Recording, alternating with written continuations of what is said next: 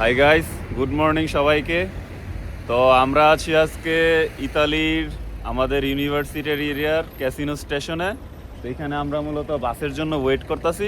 ফয়সাল, বাস কখন আসে? বাসটা আসবে আর 5 মিনিট পর। নর্মালি 12টার মধ্যে বাস আসে এবং এটা আবার রিটার্ন করবে হচ্ছে 3টার সময়। তো মন্তে ক্যাসিনো। সো গাইস, অবশেষে মন্তে ক্যাসিনোর বাস এসে গেল। আমরা সবাই উঠে যাচ্ছি।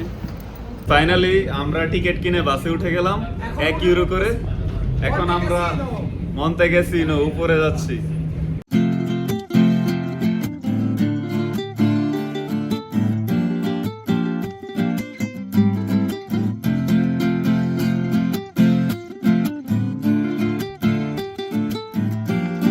তোমাদের অনুভূতি কেমন? আমার মন বসে না শহরে, পাথরের নগরে। পুরো বাসে আমরা 3 বন্ধু, idiots, আর কেউ নেই, শুধু ড্রাইভার তো আমাদের পার্সোনাল ড্রাইভার। সো অবশেষে আমরা চলে আসলাম মন্তে ক্যাসিনো। এই যে আমার পিছনে চার্চটা দেখতে পারতেছেন।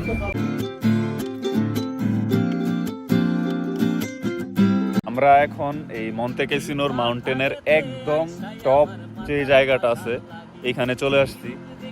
তো এখান থেকে দেখেন চারপাশে অনেক সুন্দর ভিউ আছে। এই পাহাড়েতে আইসাই আমার এখন মন্তে ক্যাসিনোর একবারে উপরে।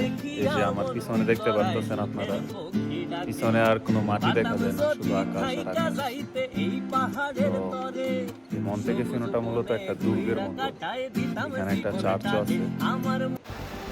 গাইস, এখানে দেখেন একটা সুন্দর ফাউন্টেনও আছে।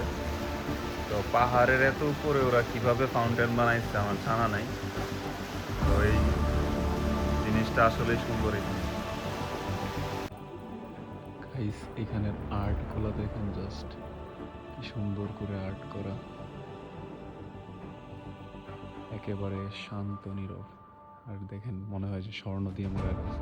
আমরা হচ্ছে মন্তে ক্যাসিনোতে উঠছিলাম বাসে করে। এখন আমরা এটা এক্সপ্লোর করার জন্য আমরা হেঁটে হেঁটে নামবো। তো উঠা আসলে একটু, হ্যাঁ, রোজা রাখছি আমরা, সমস্যা নাই, রোজা রেখে হেঁটে হেঁটে নামবো। নামতে একটু কম কষ্ট হয়, উঠতে বেশি কষ্ট। তো আমরা এখন হেঁটে হেঁটে নামবো, আমাদের সাথেই থাকো।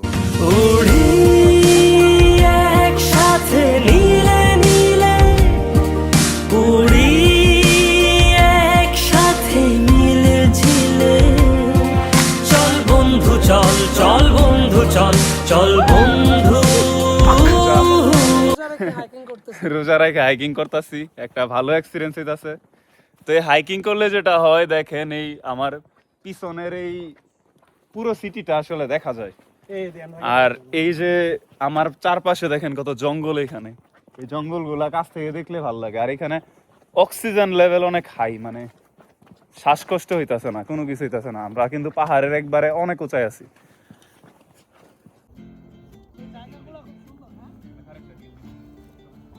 ঢিলদা